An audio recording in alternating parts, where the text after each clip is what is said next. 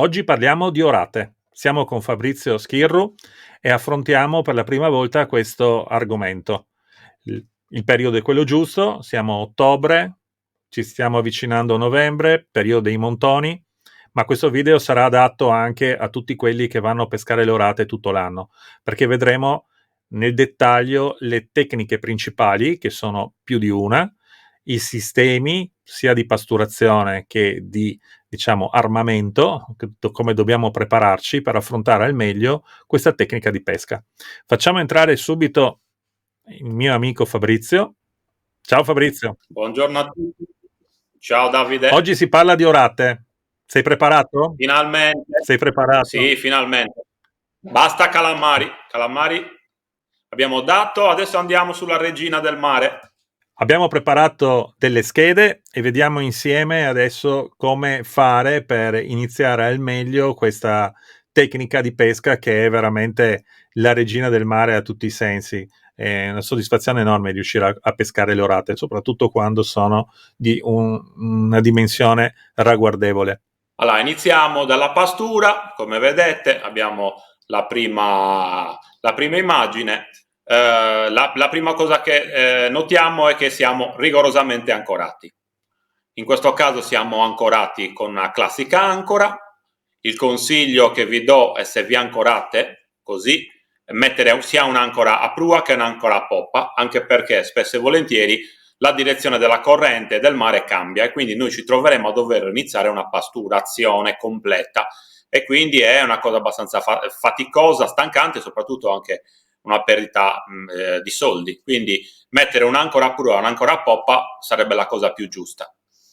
Oggi ovviamente noi utilizziamo nella maggior parte dei casi il motore di prua, che ci permette, anzi ci evita proprio questa problematica qua, perché il motore di prua gira su se stesso e quindi anche se dovesse cambiare completamente il vento, lui rimane praticamente nello stesso punto e quindi noi possiamo sfruttare la pastura continuativamente.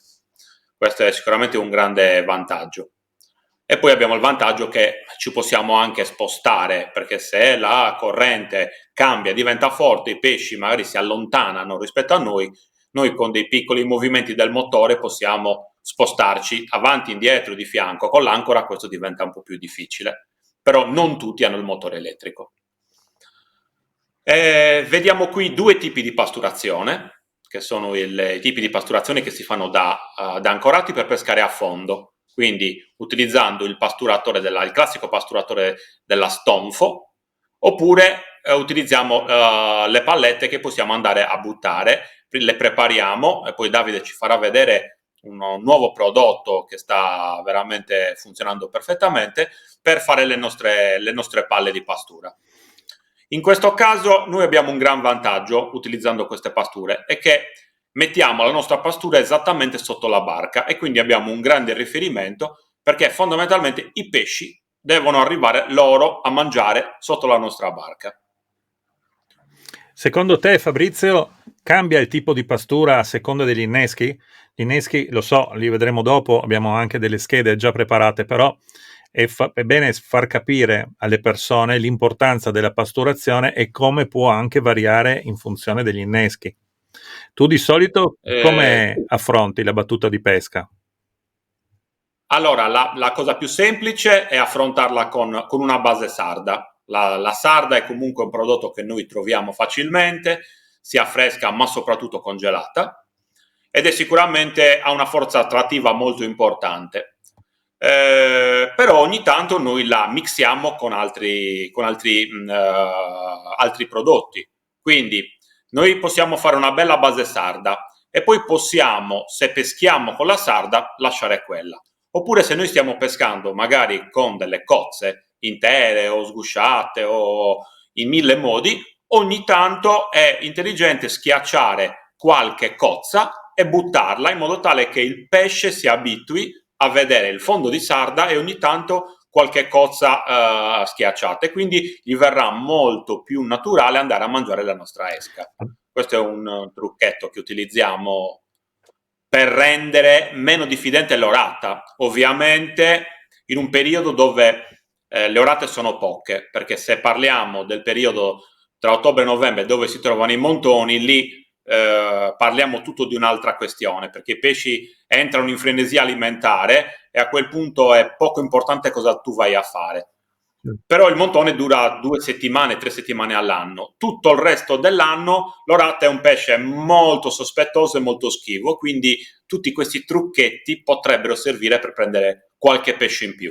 Adesso, per farla anche abbastanza semplice, trovate in commercio questa qui. Chi segue il mio canale sa già di cosa sto parlando. È la Fish on Road di Antiche Pasture. È una pastura che abbiamo sviluppato insieme io e Andrea Passini. È una pastura eccezionale che non ha niente a che vedere con le sarde tritate, quelle che si trovano nei retini, per intendersi. Ha una pastura che ha due componenti, cioè è strutturata per due cose contemporaneamente, una parte meccanica e una parte fisica-chimica. La parte meccanica vuol dire che ha un sistema di incollaggio, di addensante, che gli permette di, quando tu vai a fare una pallina, rimanere sotto forma di palla. L'altra parte è la massa, il peso. Ha un peso specifico molto più alto della sarda comune. Quindi quando si fanno le palle e si lancia in mare, queste precipitano abbastanza velocemente e tendono a sciogliersi. Questa pastura viene fatta in 3 varianti. C'è la variante mezzo fondo, fondo e superficie. A seconda delle metri in cui noi andiamo a pescare, dobbiamo scegliere un tipo o l'altro. La pastura a fondo è una pastura un po' più lenta, però ti permette di raggiungere anche i 60, anche i 70 metri. Ovviamente dopo bisogna sempre considerare la corrente che c'è in quel momento, in quella zona. Allora, in questo video io non vorrei insistere troppo sulle pasture, vi lascio qua sopra la scheda del video dove le trovate questo video anche sul mio canale, ma era necessario insistere sulla pasturazione perché è fondamentale in questo tipo di pesca. Ovvio che se troviamo il montone, come ha detto Fabrizio, basta calarci sopra e i pesci arrivano, però in una situazione normale di pesca all'orata, d'inverno, in settembre, ottobre, novembre, dicembre, la pasturazione è veramente fondamentale per poterle richiamare.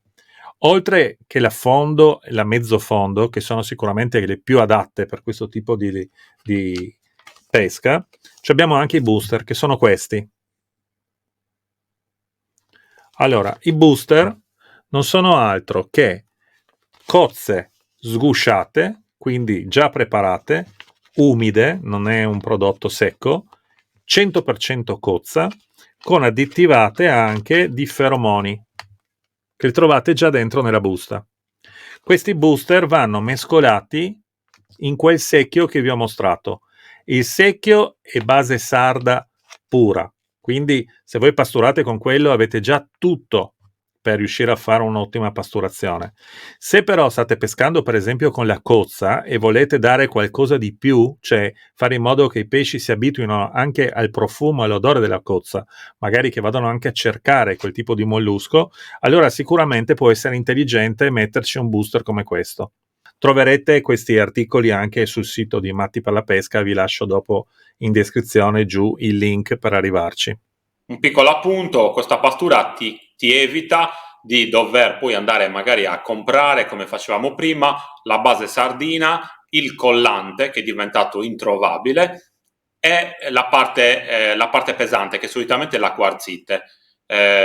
Quindi diciamo che alla fine è una pastura che magari costerà un po' di più della pastura standard, però se poi vai a fare un controllo generale, per fare quel tipo di pastura ci vogliono 3-4 pasture diverse, quindi ovviamente il costo tende a salire. Comunque, quando uno prende per la prima volta uno di questi secchielli e li apre, capisce subito della qualità del prodotto di cui stiamo parlando. Il profumo che ha questa pastura non è neanche paragonabile rispetto alle sarde, per esempio, abbattute o congelate. Questa pastura ha un profumo pazzesco, si sente, e questo viene sentito anche dai pesci, perché non c'è solo la sarda, la sabbia e l'addensante, ma qui ci sono degli insaporitori, dei sali, è tutto studiato per avere un prodotto bilanciato che non deve essere assolutamente acido e con un potere attrattivo altissimo.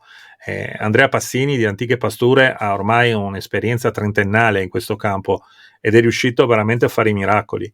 Io gli ho chiesto qualcosa di speciale, gli ho chiesto di non badare a spese, perché per me la qualità era fondamentale. È inutile andare a risparmiare 5 o 10 euro su un secchiello per avere risultati mediocri. Preferisco spendere 10 euro in più su un secchiello, ma avere un prodotto che so che è il top. Più di così non si può sicuramente avere, perché i prodotti usati, le concentrazioni sono perfette. Sfatiamo anche il mito che le pasture devono essere puzzolenti. Le No, pasture buone, quelle di qualità, hanno un buon profumo o comunque un odore non sgradevole, no, assolutamente. perché non è vero che il pesce va dietro agli odori sgradevoli. No, ma io invito chiunque a provare a sentire proprio il profumo di queste pasture. Cioè, uno potrebbe pensare di fare una bruschetta addirittura, perché sembra veramente la sarda preparata per le acciughe, i fileti di acciughe. Cioè, è pazzesco. Dovete provare per riuscire a capire di cosa stiamo parlando. Vuoi che parliamo adesso dell'altro sistema? Sì, puoi andare avanti. Ecco, questa è la fatturazione che invece facciamo nell'eye drifting. Quindi utilizziamo in questo caso le sardine tagliate a tocchi, come nella pesca classica del tonno, e le gettiamo creando una sorta di, noi lo chiamiamo un fiume, quindi un insieme di pezzi che vanno ad arrivare fino al fondo, in modo tale da far avvicinare i pesci che magari stanno abbastanza lontani e farli risalire nella colonna d'acqua e poterli magari non pescare a 40 metri, ma magari anche a 30, a 25, perché certi pesci tendono a salire anche fino a metà colonna d'acqua. E questo può essere molto interessante perché ti evita di perdere un sacco di Sì, tempo. Perché ricordiamo. il problema nasce soprattutto nel fatto che spesso non riesci a vederli comunque i pesci, perché essendo fuori cono, se c'è un po' di corrente, hai difficoltà, te ne accorgi solo nel momento in cui effettivamente le prime mangiate, le prime boccate, però in pesca è un po' difficile da valutare questo. Molto difficile, devi capire dove ti mangiano, a che altezza ti mangiano, senza vederle spesso e volentieri.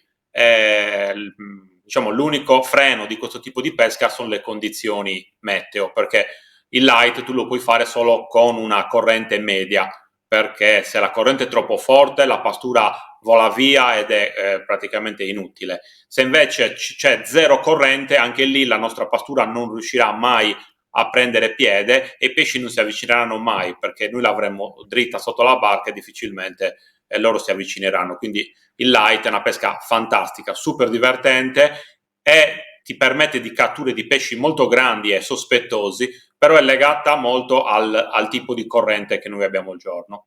Oltre che avere la corrente che ci sposta le esche, abbiamo anche il problema dei pesci disturbatori. Lanciando delle sarde tagliate a pezzettini, a tocchetti nell'acqua, è probabile, cioè può succedere che arrivino anche altre specie, tipo i sugarelli, piuttosto che gli sgombri, già un po' più difficile, però le boghe, i sugarelli, pagelli, altri pesci che non sono sicuramente il nostro obiettivo di pesca. Quindi questo tipo di pasturazione è un po' pericolosa. Cioè, si può fare, però secondo me i risultati migliori se li hanno con la pasturazione che abbiamo visto prima, oppure in condizioni in cui sappiamo proprio che ci sono pochissime orate, quindi non nel periodo della monta e del montone, per esempio d'estate in profondità non troppo elevate. Ecco, io direi di comunque non andare oltre i 30-40 metri con questa tecnica, perché a 50-60 difficilmente riusciremo a entrare in pastura e catturare qualche esemplare. Poi l'orata d'estate è tipica gironzolare in pochissima acqua, Sottocosta assolutamente. decisamente sotto costa. Anche da noi in zona Cagliari le orate in estate si prendono in 5 metri, 6 metri Sì, d'acqua, infatti. con una pesca molto attesa, mentre invece in questo periodo iniziano a prendere quei 30, 40, 50 metri di fondo. Ma sono pesche molto, molto, molto diverse. La pesca dell'orata è una pesca molto difficile, molto complessa. e bisogna avere una grande passione per dedicarsi a questo tipo di pesca. Dopo guarderemo anche come vengono costruiti i terminali, diciamo la tecnica, che canne utilizzare, come costruire i terminali e soprattutto anche gli inneschi. Ma nonostante tutto, anche quando uno ha anni e anni di esperienza, questa tecnica è veramente difficile e bisogna impegnarsi tantissimo. È difficilissimo dire va bene, adesso so parecchio, posso andare a pescare e pesco le orate. Non è così facile, insomma. Bisogna investire tanto tempo, perché la problematica, adesso torniamo sul discorso, adesso ottobre-novembre, le orate si ammassano, la problematica è dove si ammassano, quindi dobbiamo fare anche svariate uscite a vuoto per cercare il posto giusto e soprattutto il momento, perché quel tipo il montone dura quelle 2 o 3 settimane. Tu potresti arrivare nel posto giusto ma anticiparlo, oppure potresti arrivare lì anche con 3-4 giorni di ritardo e non trovare nulla. Quindi la cosa più difficile è trovare il posto e trovare il periodo.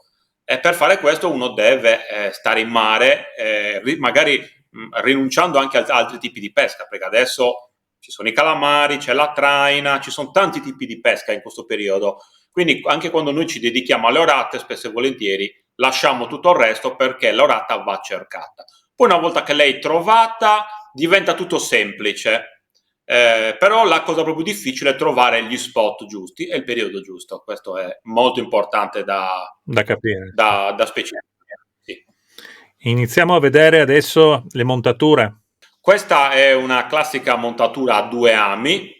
Secondo me non serve esagerare, anche perché nella pesca all'orata i braccioli devono essere molto lunghi, quindi mettendo più ami dovresti avere un trave lunghissimo e dovresti andare con canne da 5-6 metri, non ha veramente un senso. Quindi quando andiamo a fare questa pesca usiamo massimo 2 ami con dei braccioli, come vedete, dai 50 ai 100 centimetri, perché l'orata comunque anche in periodo di montone è un pesce un po' strano, quindi se non vede l'esca bene muoversi in corrente potrebbe non mangiarla, oppure magari ti mangiano solo gli esemplari più piccoli e magari le più grosse rimangono titubanti ad aspettare.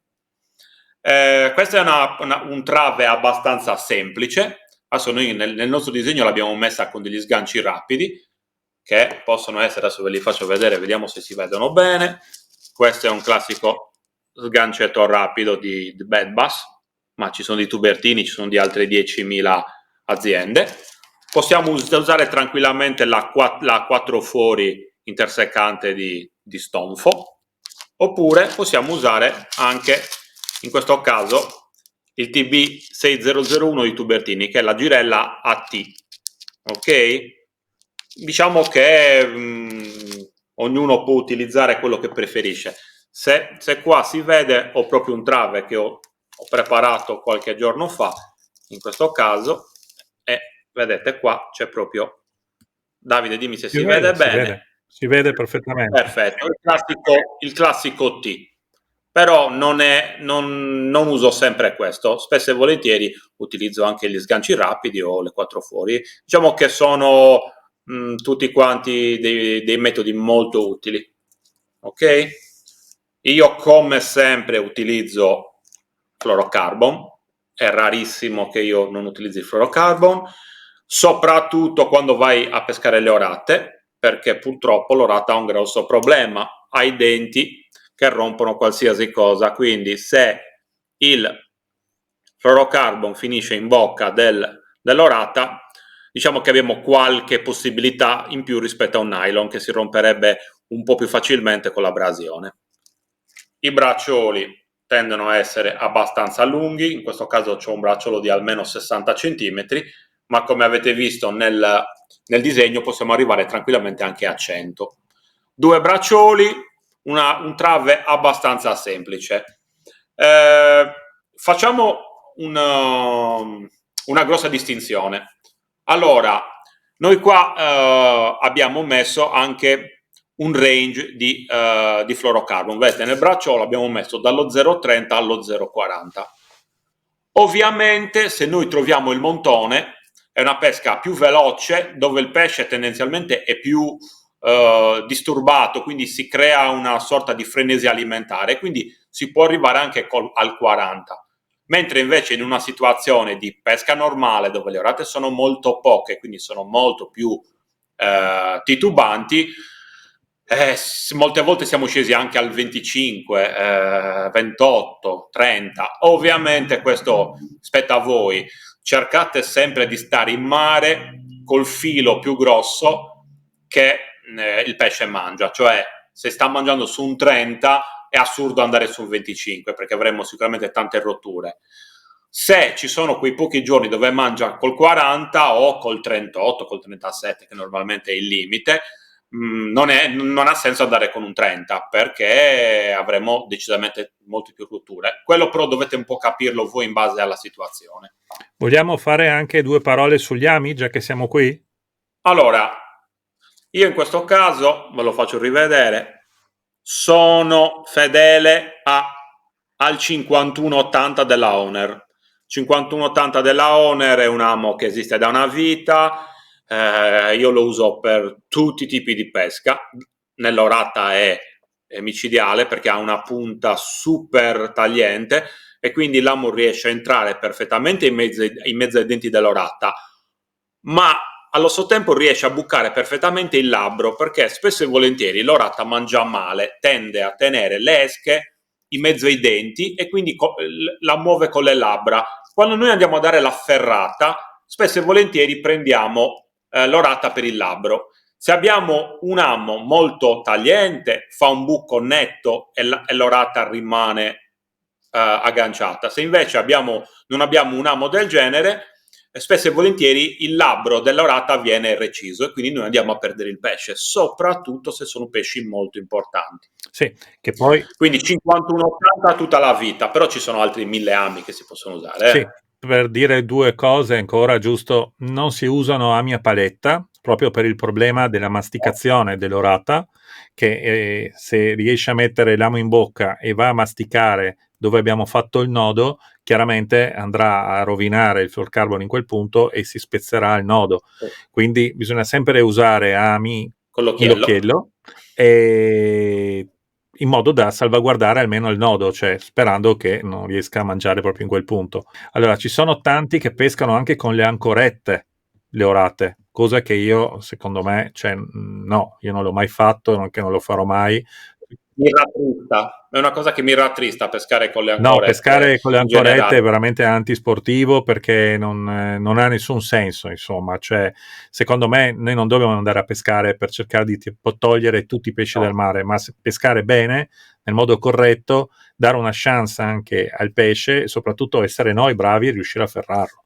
Quindi per me l'ancoretta è assolutamente da bandire, quindi noi peschiamo con l'amo singolo, sempre. È proprio una C'è da classe. dire una cosa anche, Davide, una cosa tecnica sull'ancoretta. L'orata, ripeto, nel montone mangia perché è una situazione strana. Nel momento in cui non ci sono i montoni, l'orata è in assoluto il pesce più difficile, il più Rognoso. dubbioso, rognoso, è per quello che è difficile. L'ancoretta pesa 3 volte un amo. Sapete cosa vuol dire? Che un'esca con un'ancoretta tende a cadere dritta sul fondo e l'orata spesso e volentieri non la mangia, mentre invece avere un amo piccoletto e leggero permette all'esca di andarsene in corrente. Quindi questo è un altro punto a vantaggio dei nostri ami. Quindi belli, tosti, però fini e leggeri. Assolutamente. Ritorniamo al 5180 51-80. Owner. E un'ultima cosa, che magari l'affronteremo anche dopo, ma possiamo fare due parole adesso. Come mangia l'orata? Allora, l'orata è un pesce che non mangia come gli altri pesci. Cioè, voi non dovete aspettarvi un colpo secco sulla canna e andare subito dietro con la ferrata. Non riuscirete mai a prenderla in questo modo. Dovete lasciare che l'orata mangi, perché l'orata cosa fa di solito? Prende l'esca in bocca, dopodiché la schiaccia con il palato, con i denti. A quel punto di solito si muove 20, 30, 40 centimetri e appena dopo comincia a inghiottirla. Se noi in quel periodo che passa dal momento che prende l'esca, mastica e si comincia a spostare, andiamo a ferrare, ci sono buone probabilità che andiamo a perdere quel pesce. Allora bisogna lasciare scendere un po' la canna, lasciare che il pesce mangi. Io tante volte in certe situazioni pesco addirittura con l'archetto aperto, stando sempre con la canna in mano e stando attento. E quando vedo che il filo comincia a uscire in un modo un po' più deciso, allora chiudo l'archetto e ferro, perché il più grande errore che si fa sulle orate, almeno a mio avviso, è quello di avere troppa fretta di ferrare, e in quel momento ferri e non rimane attaccato niente, dici come mai, e porti su l'amo vuoto o anche con l'esca attaccata, ma senza nessun tipo di risultato. Allora, se ferri per fare velocità, devi essere ben consapevole, cioè devi veramente essere bravo, aver preso tanti pesci e capire quando lei c'ha già l'esca in mezzo ai denti. Allora a quel punto, se dai la ferrata giusta, le prendi tutte sul labbro e sei molto rapido. Però siccome non tutti sono molto pratici su questa pesca qui, è meglio farla camminare e dopo un pochettino lei si ferma e manda giù. Io racconto sempre questa piccola vicenda che ho visto sott'acqua facendo anni di pesca subacquea, e ho visto proprio un'orata che andava a grufolare nel fondo e recuperava una piccola oloturia, piccolissima, era proprio, e lei la teneva proprio in mezzo ai denti. Quando l'ha tirata fuori dalla sabbia, tutti gli altri pesci sono andati a cercare di rubargliela. Quindi lei cosa ha fatto? Ha preso, è scappata, ha fatto quei 2-3 metri velocissima, sempre con l'esca in mezzo ai denti, si è fermata, si è girata, ha visto che nessuno la seguiva più, e allora lì si è rimessa a mangiare con tranquillità. Quindi l'orata è sempre molto disturbata, quindi ferrarla alla prima tocca può essere veramente deleterio. Sì, rischi di perdere il pesce. Allora, di questa montatura penso che abbiamo detto più o meno tutto. Dopo, se avete delle Sì, domande, ovviamente noi siamo sempre a disposizione, basta che lasciate un commento sotto il video e risponderemo a tutti. Dopo abbiamo la seconda montatura invece, che è scorrevole fondo, che secondo me è anche più tecnica, diciamo, rispetto alla prima. La prima va molto bene sulle monte, sui montoni. sì. Questa qui invece va bene quando vai a cercare il pesce singolo in una situazione più statica, diciamo, mettiamola così. Più statica. Perfetto. Questo è più un trave estivo, come lo chiamiamo noi. Pensa cosa combinavamo noi da giovani. Ci ancoravamo in 5, 6, 7 metri d'acqua in zona portuale, e nella nostra zona praticamente c'era tutta la Posidonia, e al centro della Posidonia ogni tanto c'erano delle chiazze di bianco, di pulito, dove c'erano tutti quanti i gusci vuoti. Ci buttavamo in acqua, portavamo tutto il nostro trave in queste zone bianche, le appoggiavamo sul fondo, e addirittura il piombo scorrevole lo mettevamo sotto alcune pietrine, sotto alcuni gusci, e appoggiavamo l'esca sul fondo e poi tornavamo in barca. Dopo magari 10, 15, 20 minuti partiva, e quando parte lì partono solitamente pesci veri, Sì, sì. perché questa è una pesca più lenta, però spesso e volentieri partono i giganti. Assolutamente, assolutamente. Sì, questa montatura è una montatura abbastanza tecnica, appunto. Boh, guardiamola un attimo insieme. C'è l'amo che può essere un 2, 1, 1, 0. La dimensione dell'amo bisognerà sceglierla in funzione dell'esca che noi andiamo a utilizzare, ovviamente. Se abbiamo Decisamente. delle esche piccole, dovremmo usare ami piccoli, al contrario, con le esche grandi, ami assolutamente grandi. Non dovete usare i circle hook, qui purtroppo ho messo un circle hook perché non avevo altro come disegno, però si usano gli ami standard normali, non circle hook sulle orate. Amo, un terminale da 50 a 100 cm, anche in questo caso Sì. diciamo deve partire da un 0,30 massimo 0,40, la girella di qualità, Sasame per quanto mi riguarda, va molto molto bene, una perlina morbida che serve per fare il salvanodo sulla girella quando il piombo scorre, e dopo il piombo scorrevole da 100-120 grammi, 60 grammi, là dipende molto dalla profondità, dalla Dalle corrente profondità. e da come siamo Certo. anche ancorati fondamentalmente, anche dal mare che c'è. E tante volte questo potrebbe essere già direttamente lo shock leader della nostra canna, giusto? Sì, noi quasi sempre lo mettiamo come shock leader diretto, quindi facciamo quei 6 metri di 0,40, di 0,35, di 0,50, dipende dalla situazione. facciamo scorrere il piombo direttamente sullo shock leader. Diventa tutto più semplice, e meno nodi fai, meno giunzioni ci sono e meno punti di rottura abbiamo. E dopodiché abbiamo l'ultimo, che è lo scorrevole in corrente, un light drifting appunto. Vuoi spiegarlo tu, Fabrizio? Sì, anche questo è abbastanza semplice. Anche qui andiamo a montare il nostro piombo scorrevole sullo shock leader, che anche lì sarà quei 5-6 metri di... Solitamente mettiamo uno 0,40, uno 0,50. Sembra un filo grosso, però serve proprio per dare un po' di rigidità, per evitare che il piombo si attorcigli. Lo vedete il piombo? Allora, questo è un piombo proprio da light, ok? Ha questi due pernetti, che sono duri in questo caso, 1 e 2, all'estremità. Vediamo se riesco a toglierli. Eccoli qua, li vedete? Questi qua sono passanti, e quindi noi li andremo a mettere sul nostro filo, ok? E poi all'interno andiamo a mettere questo tipo di piombo, che lo vedete anche qua, c'ha un taglio, e andremo a inserire tutti questi tipi di piombi, che possono andare dai 2 grammi ai 50 grammi, quindi senza dover tagliare e senza dover rifare i nodi, noi possiamo pescare da 50 grammi a 2 grammi. Questi sono proprio i piombi che noi utilizziamo nelle pesche in corrente. Ok? Sta diventando difficile trovarli. Io li tengo molto stretti, perché è una pesca che a me piace molto, quindi li ho sempre in negozio, perché spesso e volentieri servono per me e per tutti i nostri amici che ci vogliono seguire in queste battute di pesca, perché la pesca in light è veramente un divertimento unico. Poi noi lo facciamo anche con canne proprio molto morbide, proprio per goderci Esaltare al il massimo. massimo. Sì, sì, sì, sì, a costo di perdere i pesci, perché spesso e volentieri partono dei pesci molto importanti, e con una canna morbida è difficile prenderli, però la soddisfazione di portare a casa un pesce da 3, 4, 5 kg con canne morbide vale 10-20 pesci pescati con canne dure. Questo ve lo posso garantire. Io ormai sono entrato nell'ottica, forse perché sto invecchiando, di andare a prendere pesci solo per il divertimento di prenderli, cioè la soddisfazione di averlo preso. Non mi interessa più prendere un orato o prendere un dentice, mi interessa prenderla in quel modo lì, con quell'attrezzatura.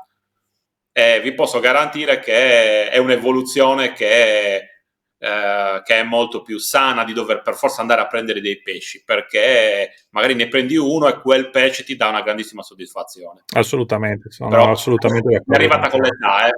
Anche qui abbiamo una montatura fatta con un fluorocarbon di 1 metro circa, la classica Sì. girella, una perlina morbida. Girellina, queste qua le vedete? Queste qua sono le girelline triple, Sì. che sono girelle che scaricano, molto semplice, senza moschettone. E poi andiamo a mettere un finale di circa 100 cm, e anche là andiamo a variare il finale in base al tipo di giornata, quindi possiamo passare da un 25, un 30, fino ad arrivare in certi casi a un 40, qualche volta anche un 50. Un'altra Con le cosa, orate 50 è molto sì, difficile, un'altra però cosa da dire, che è successo, l'ho già visto da parte di alcuni amici che usano le girelle con i moschettoni. Non potete farlo. Il 95% delle girelle con i moschettoni sono troppo deboli, e se dovete usare una girella con moschettone vera, cioè quelle che devono tenere effettivamente i chili che servono nel momento in cui andate a combattere con un pesce importante, diventano troppo grandi, troppo pesanti, quindi comunque non va bene. Ecco, una cosa secondo me molto importante è usare sempre le girelle triple, come ha mostrato adesso Fabrizio, ma senza moschettone. I moschettoni non usateli. Lo so che sono comodi, non occorre rifare il nodo, si cambia solo il terminale, ma vi posso assicurare che si perdono i pesci veramente quelli più belli. il moschettone dà un altro grosso problema: si annoda, perché quando peschi in light tenete conto che dovete mandare tutto questo apparato pescante in corrente. Basta un qualsiasi errore che non sei più in pesca, perché se il nostro finale si attorciglia e il moschettone è un punto dove si può attorcigliare, praticamente non siamo mai in pesca. E poi sembra una fesseria, però un moschettone, una girella con moschettone ha un peso specifico importante, quindi oltre al piombo avreste anche il peso del moschettone, che in questi casi può fare la differenza. Quindi meglio avere il più light possibile, proprio come dice il nome. Non hai mai usato quelle girelle in policarbonato? No. Allora te le dovrò mostrare che non le conosci. Sono quelle che uso io, le fanno di diversi vibraggi, del 20, 30, 40, 50, fino a 80 libre arrivano, ma sono in policarbonato. La cosa interessante è che hanno un peso specifico molto vicino a quello dell'acqua. Quindi in realtà non sono per niente pesanti in acqua, sono veramente leggerissime. Te le mostrerò nella prossima Davide, quando hai mangiato pesante te ne puoi mangiare anche 2 per farti No, devi digerire. solo mangiare quelle, così sei proprio sicuro che li digerisci subito. Poi hanno anche un altro grande vantaggio. Quando tu metti via il tuo terminale, queste non si ossideranno mai, perché sono appunto in policarbonato. Quindi sono assolutamente resistenti a qualsiasi tipo di ossido, rimangono sempre perfette, insomma. Allora, adesso possiamo andare a vedere gli inneschi.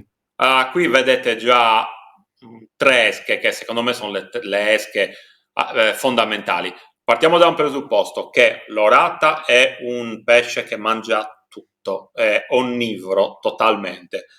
Non è un predatore, quindi tecnicamente non dovrebbe mangiare i pesci, però quando li trova in difficoltà o trova dei pesci morti o il calamaro, la seppia morta, l'orata non disdegna di mangiarla. No, io posso dire che abbiamo pescato tante orate a traina con il vivo, quindi in realtà quando vede veramente il calamaro o la seppia in difficoltà, lei si butta senza nessun problema. Però se tu vai anche a traina, nello specifico orate, sembra una cosa assurda, è molto meglio uccidere la seppia, il calamaro, che tenerlo vivo, perché a lei piace più morto, perché essendo un pesce che va a rubacchiare, lo fa con molta più tranquillità, perché c'è un calamaro morto e un suo una cosa che lei mangia normalmente. Un calamaro vivo deve entrare in un'altra ottica.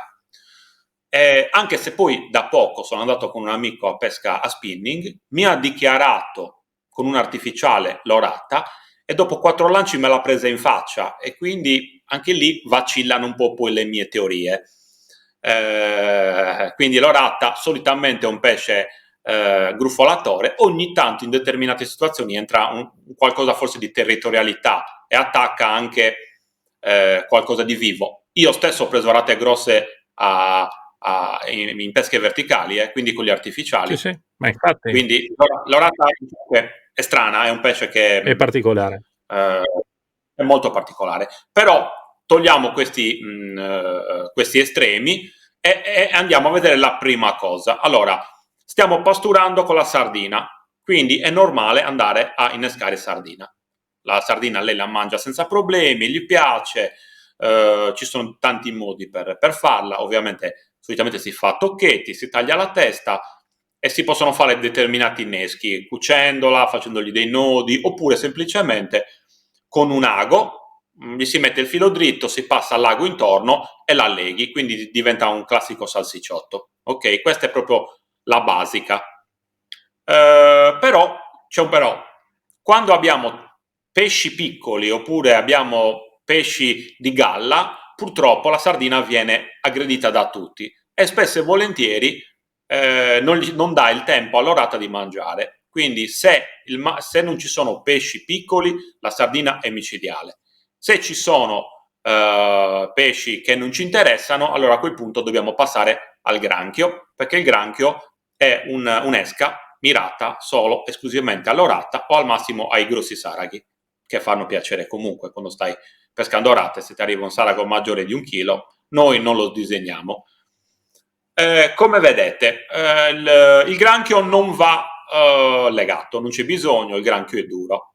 Vedete nel disegno sopra abbiamo messo un granchio con le chele che vanno tolte, perché purtroppo il granchio, poverino, si difende, e spesso e volentieri i pesci, se non sono particolarmente affamati, non hanno voglia di aggredire un granchio che a sua volta li riaggredisce, quindi togliamo le chele. E poi andiamo a togliergli anche le 2 ultime zampette di dietro, che sono le zampette con cui il granchio si scava e si affossa sotto la sabbia. Quindi rischiamo di avere un'esca che si è nascosta. Quindi andiamo a togliere le ultime 2 zampette e andiamo proprio a infilare il nostro amo proprio nel buco lasciato dalle ultime 2 zampette, da destra verso sinistra o viceversa, non è un gran problema. E questo è l'innesco del granchio intero. Si può fare possiamo aggiungere ancora una cosa, che ovviamente ci sono dei granchi che funzionano meglio e dei granchi che funzionano peggio. Quelli che funzionano bene di solito sono quei granchi scuri di spiaggia, e dopo c'è un'altra varietà che è il granchio che in pratica sta facendo la muta, e quelli sono granchi che sono molto rari da trovare, che sono... Il granchietto della sabbia, quello che è morbido. Esatto, quando fa la muta perde l'esoscheletro e quindi diventa molto morbido. Quello è veramente un'esca incredibile, con quel tipo di esca lì si fanno veramente dei disastri, perché l'orata non riesce a resistere. Si chiama mollucca, quel tipo di granchio. Comunque... Quel granchio lo mangia anche la spigola. Abbiamo trovato, pescando svariate volte, la spigola con tutto l'intestino pieno di quel granchio lì. Quindi quella è un'esca micidiale, però è molto difficile da reperire. Quindi noi rimaniamo sul nostro granchietto verde di stagno. Esatto, il granchietto scuro anche di spiaggia, tra l'altro se lo può anche mantenere per un po' di tempo a casa, se uno ha un acquario con l'acqua di mare dentro e ci va a mettere i granchietti, gli butta ogni tanto una sarda da mangiare, lo riesce anche a mantenere per un po' di tempo, e tra l'altro può accorgersi proprio quando fa la muta, nel momento in cui perde l'esoscheletro per circa 3 giorni. È molto morbido, e quello è il momento giusto per essere usato, per utilizzarlo appunto come innesco. E sul granchio infatti abbiamo finito. Quando noi andiamo a fare orate, solitamente alterniamo, mettiamo o 1 o 2 canne col granchio e 1 o 2 canne con la sardina, oppure nella stessa canna utilizziamo un granchio magari a fondo e una sardina alta che tende ad andarsene in corrente, e da lì cerchiamo di capire. Sì, perché non dappertutto mangiano tutte le stesse esche, attenzione, anche questo bisogna dirlo. Cioè, la sarda è un po' universale, quindi partire con la sarda, se non abbiamo altri pesci disturbatori, è sicuramente molto saggio. Però in certe zone non mangiano assolutamente i granchi, perché le orate lì semplicemente non sono abituate, non li trovano. In altre zone non trovano le cozze, quindi bisogna un po' capire che cos'è che sta mangiando l'orata là in giro, e dobbiamo per conseguenza andare a scegliere l'innesco giusto. Poi sulla destra abbiamo visto che c'è la cozza. Ovviamente la cozza è l'esca principe dell'orata. L'orata fondamentalmente mangia cozze, soprattutto se la trovi in zone portuali. Ovviamente all'interno di un porto l'orata mangia quasi esclusivamente cozze. La problematica della cozza è sgusciarla bene, innescarla bene, e ci sono tantissime varietà di inneschi. Adesso qui abbiamo una cozza intera, abbiamo mezza cozza, però in teoria si potrebbe fare anche sgusciata completamente, legata, oppure c'è un modo per innescarla che è abbastanza complicato. L'orata sicuramente se la mangia appena la vede. La problematica della cozza è che è ancora più morbida rispetto alla sarda. Quindi lì, se abbiamo saraghetti, sparidi di qualsiasi genere, boghe, non faranno arrivare la cozza a fondo. Quindi la cozza è una super esca, però dobbiamo assicurarci che in quella situazione ci siano solo le orate, i saraghi o pesci che ci interessano, se no è un continuo tira su, cambia, tira su, metti giù. Questo è il problema della cozza. Sì, possiamo anche dire che possiamo anche in un montone o in situazioni normali possiamo mettere anche un filetto di calamaro, come di seppia, lo mangia senza problemi, però non sono le esche che utilizziamo quando andiamo specifici alle orate. Dopo casomai faremo anche un video delle azioni in pesca, Fabrizio, con te che peschi proprio realmente. Diciamo che adesso tra ottobre e novembre quest'anno mi dedicherò, perché voglio fare quello. Anch'io devo andare a orate, quindi sicuramente ci sarà un video specifico, come abbiamo fatto sui calamari, di tecnica della barca, così vi mostriamo proprio l'utilizzo. Fabrizio, mi dai ancora qualche informazione per favore sul tipo di canna e mulinello che consigli per questa tecnica di pesca? Ok, la mia attrezzatura è abbastanza standard. Io continuo a utilizzare, come nel bollettino, una Genetic Pro. La faccio vedere, adesso c'è anche il nuovo modello, che è la Genetic, mi si è incastrato, la Genetic Hero, che è una canna di 3,20 m in 3 sezioni più cimini. È una canna bella tosta, che tiene anche 400 grammi, quindi per la pesca all'orate molto, molto mirata, anche perché poi possiamo mettere un cimino e un sottocimino light, in modo tale da vedere bene le mangiate, però allo stesso tempo la schiena della canna è molto importante, anche perché staccare un'orata grossa dal fondo è importante. Uno, perché lei non può strisciare, due, perché se c'è un montone tu stacchi velocemente il pesce e non disturbi le altre, perché altrimenti se rimani 10 minuti con un pesce sul fondo, ovviamente questa mette in allarme tutti, ne prendi una, poi è finito. Quindi io sono per la Genetic Pro, che è in assoluto la mia canna preferita, ne avevo parlato anche nel video di Bolentino. Però è una canna che ha un costo di 200 e passa euro, quindi posso consigliare magari sempre di Tubertini anche una 6008, una Talaxa 6008, sempre 3 metri, o addirittura una Talaxa 7003, sempre sui 3 metri. Queste sono le canne, secondo me, che vanno benissimo per la pesca E all'orata. come Mulinello? Okay? Mulinello, io continuo a utilizzare sempre il mio Flight Surf, che l'avete visto anche nell'altro video, un mulinello molto bello e potentissimo. Se invece non vi piace il Flight Surf di Okuma, andate tranquillamente su un Ultegra di Shimano 5005. Sono due mulinelli che non tradiscono mai. Io ci faccio tutte le gare e quando vado a pesca orate, pesca qualsiasi cosa, uso sempre questi mulinelli. Non hanno nessuna problematica, neanche su pesci molto grossi. Che multifibre ci metti dentro? Allora, io sono abituato ad andare con multifibra molto fini, io uso solitamente uno 0,14, massimo uno 0,16. Preferisco tagliare bene l'acqua, anche perché giocando con la canna e giocando con la frizione, rompere quei trecciati è praticamente quasi impossibile. Sì, solo quando incagli può succedere qualche problema poi. Sì, e spesso e volentieri incagli e non riesci a rompere ed è proprio complicato, quindi non serve esagerare.